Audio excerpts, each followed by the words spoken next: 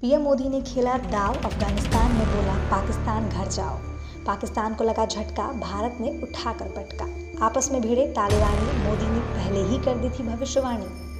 मोदी को यह बात अच्छे से पता थी कि तालिबानी लोग आपस में भिड़ सकते हैं, इसीलिए मोदी ने पहले ही भविष्यवाणी कर दी थी कि जब तक तालिबानियों के हाथ में सरकार नहीं आती तब तक ही वह आपस में साथ निभाए हुए हैं, नहीं तो सरकार आने के बाद ये लोग आपस में ही भिड़ के मर जाएंगे। जैसा मोदी ने शुरुआत में ही बोल दिया था वैसा हमें आज साफ साफ देखने को मिल भी रहा है।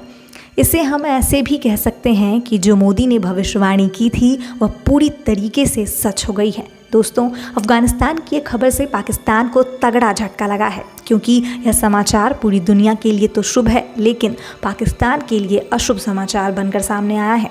आतंकवादी देश पहली बार थर्रा उठे हैं।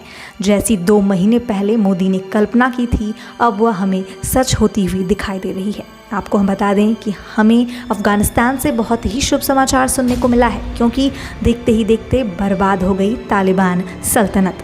मार दिया गया तालिबान का टॉप कमांडर। क्या शुरू हो गया मुल्लाह बरादर की दुश्मनी का सिलसिला? क्या हक्कानी को रास्ते से हटाने लगा IS खुरासान? दोस्तों, अभी जो अफगानिस्तान से खबर आई है उसने मोदी की बात को पूरी तरीके से सच साबित कर दिया है कि मुस्लिम आतंकवादी सत्ता अपना सकते हैं, चलाना उनके बूते की बात नहीं है, क्योंकि बंदूक के दम पर तालिबान ने सत्ता तो पा ली है, लेकिन चलाना उसके बस की नहीं है। अब पाकिस्तान के संगठन हक्कानी को बहुत बड़ा झटका लगा है। तालिबान राज्य में गृह मंत्री बने हक्कानी नेटवर्क के मुखिया सिराजुद्दीन हक्कानी के सैन्य रणनीतिकार और काबुल के टॉप कमांडर अब्दुल्ला मुखलिस मारा गया है। उसकी मौत तो वैसे रहस्यमयी तरीके से एक हमले में हो गई है। काबुल में हमले के बाद अब्दुल्ला की सबसे पहले राष्ट्रपति अशरफ गनी के कार्यालय में घुसा था, लेकिन अब यह जहन्नुम का टिकट कटवा चुका है। यह आतंकी अब्दुल्ला तालिबान की स्पेशल फोर्स बद्री ब्रिगेड का कमांडर भी था। इसी ब्रिगेड को काबुल में सुरक्षा का जिम्मा दिया गया है। इसकी मौत से तालिबान को एक बड़ा झटका लगा है, क्योंकि तालिबान का काफ़ी हद तक काम यही करता था। अब इसके न होने से तालिबान के ऊपर बोझ बढ़ गया है। दोस्तों, इस हमले की जिम्मेदारी किसी भी आतंकी संगठन ने अभी तक नहीं ली है, लेकिन कहा यह जा रहा है कि इस हमले को IS खुरासान के आतंकियों ने अंजाम दिया है। आपको हम यह भी बता देते हैं कि इस अब्दुल्ला के मारे जाने से तालिबान पर क्या असर पड़ेगा। दोस्तों, अफगानिस्तान के चर्चित पत्रकार बिलाल सरवरी के बयान को सुनते हैं, जिन्होंने कहा है कि IS खुरासान के आतंकी अब अपने सबसे पहले महत्वपूर्ण टारगेट को पूरा करने में कामयाब हो गए। अब्दुल्ला तालिबान के लिए बहुत ज़्यादा खास हुआ करता था। उसकी मौत की वजह से तालिबान का टॉप नेतृत्व हिल गया है। बिलाल के मुताबिक अब आने वाले समय में और भी बड़ी घटनाएं होने वाली हैं, क्योंकि इसकी शुरुआत अफगानिस्तान के अब्दुल्ला की मौत के साथ हो गई है। अब इससे विद्रोहियों का मन बढ़ेगा और वह तालिबानियों के खिलाफ और भी ज़्यादा हमले करेंगे।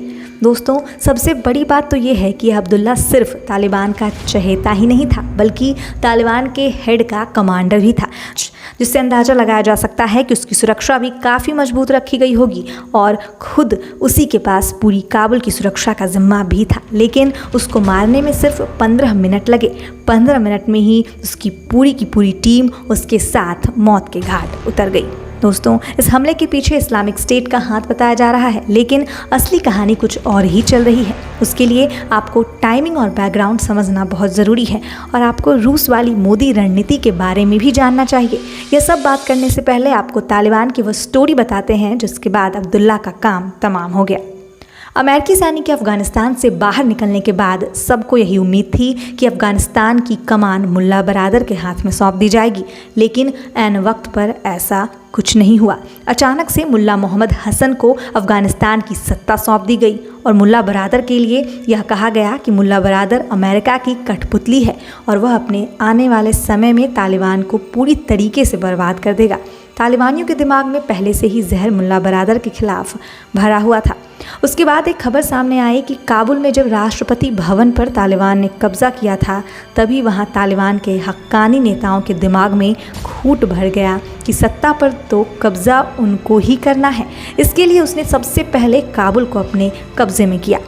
इस काम के लिए सबसे आगे जो कमांडर अब्दुल्ला रहा करता था, अब वह मार दिया गया है। उसी ने प्लानिंग की थी कि वह टॉप कमांडर की डोर अपने हाथ में रखेगा और उसका सरताज सिराजुद्दीन हक्कानी, जो कि अब गृह मंत्री है, इसी के पास पूरे देश की सुरक्षा का जिम्मा है। लेकिन इस मामले में सबसे बड़ा रोड़ा मुल्ला बरादर, हैबत उल्लाह और शेर मोहम्मद बने हुए थे, जिनको रास्ते से हटाए बिना काम बन पाना बहुत मुश्किल था। बस हक्कानी मौके की तलाश में थे जब मुल्ला के साथ उनकी मीटिंग हो और जल्द ही वह मौका भी आ गया। सितंबर की शुरुआत में जब पश्चिमी देशों ने तालिबान संगठन को मान्यता देने के लिए खास शर्त रख दी कि इस सरकार में सुन्नी संगठन के अलावे कोई गैर नेता और जाति अल्पसंख्यक भी लिए जाएंगे, तालिबान और हक्कानी समूह के नेता इसी बात पर बहस कर रहे थे। उनका यह कहना था कि वह सभी अल्पसंख्यकों और लोगों को मिलाकर एक सरकार बनाए ताकि इस सरकार को दुनिया का भी सपोर्ट मिल सके। खुद रूस भी मुल्ला की बातों से सहमत था। यह मीटिंग काबुल के राष्ट्र भवन में हो रही थी, लेकिन मुल्ला बरादर का यह फैसला हक्कानी नेटवर्क को ज़रा भी पसंद नहीं आया। इसी वजह से तालिबान नेता के बीच और हक्कानी नेटवर्क के बीच काफ़ी ज़्यादा बहस होने लगी। बस फिर क्या था, उसके बाद हक्कानी नेटवर्क का खलील उल रहमान पूरी तरीके से आग बबूला हो उठा। उसने भरी मीटिंग में मुल्ला बरादर को लात घूंसों से मारना शुरू कर दिया। मुल्ला बरादर को पीटता देख उसके गार्डों ने फायरिंग करना शुरू कर दिया। इसके बाद हक्कानी नेताओं के गार्डों ने भी फायरिंग करना शुरू कर दिया। यह बात इतनी ज़्यादा बढ़ गई कि इसमें कई लोग मारे गए और कई लोग घायल हो गए। यहाँ पर कुछ लोगों ने यह भी बताया कि मुल्ला को गोली लग गई और वह काबुल छोड़कर भाग गया। बाद में गोलीबारी जब हो गई, उसके बाद मुल्ला बरादर की मौत सामने आई। लेकिन तालिबान के कुछ लोगों ने यह भी बताया कि मुल्ला यहाँ पर मरा नहीं था, बल्कि वह भागकर तालिबान के सर्वोच्च नेता हैबत उल्लाह के पास चला गया था। इस मामले के बाद इन दोनों नेताओं को ही नहीं देखा गया, लेकिन इनके कुछ ऑडियो सामने निकल कर आए थे। लेकिन इस घटना के बाद तालिबान के लोगों में ही आपस में कई झगड़ों की खबर सामने निकल कर आई हैं। यह मामला सिर्फ खबरों पर ही नहीं रुक जाता, बल्कि टॉप कमांडर के कमांडर एक दूसरे को आपस में मारने तक के लिए तैयार हैं। दोस्तों, आपको बता दें कि मोदी ने इशारों में तालिबान को लेकर एक बात कही थी। बात यह थी कि आतंक के दम पर बनी सरकार ज़्यादा दिन तक टिकती नहीं है, उसका अंत नज़दीक ही होता है। मतलब साफ है, तालिबान तब तक ही एकजुट है जब तक वह सत्ता तक पहुंच नहीं जाते। सत्ता मिलने के बाद वहां पर भी कुत्तों की तरह झगड़ा होगा और आज देखने को भी वैसा ही कुछ मिल रहा है। पीएम मोदी ने आतंकी संगठन की गर्दन ऐसे मरोड़ी है कि तालिबान, जो कि हमेशा पाकिस्तान का ही साथ देने वाला था, लेकिन मोदी के एक वॉर से ही उसने पाकिस्तान को किनारे करके भारत की तरफ अपनी दोस्ती हर मुमकिन कोशिश को आगे बढ़ाया है। पीएम मोदी भी इस तालिबान के बदले रूप का कारण पूरी तरीके से जानते हैं। इस मीटिंग के बाद से ही पाकिस्तान की नींद उड़ गई है और कई आतंकवादी संगठन अपने सर पकड़कर बैठे हुए हैं। आयत उल्लाह मुजाहिद ने कहा कि भारत ने अफगानिस्तान को माननीय सहायता देने की पेशकश की है और अगर तालिबान भारत से माननीय सहायता हासिल करने में कामयाबी पा लेता है तो अफगानिस्तान की मदद के लिए पूरी दुनिया अपने दरवाजे खोल देगी और पाकिस्तान अफगानिस्तान से बिल्कुल साइडलाइन कर दिया जाएगा। अगर ऐसा होता है तो पाकिस्तान के कई मिशन फेल हो जाएंगे। इस पर आपकी क्या राय है, आप हमें नीचे कमेंट बॉक्स में ज़रूर बताएं। इस वीडियो को अपने सभी दोस्तों के साथ शेयर करें ताकि उनको भी ये सब जानकारी प्राप्त हो सके। तो बस इस वीडियो में इतना ही। मिलते हैं किसी नई वीडियो में किसी नए टॉपिक के साथ। तब तक के लिए अलविदा।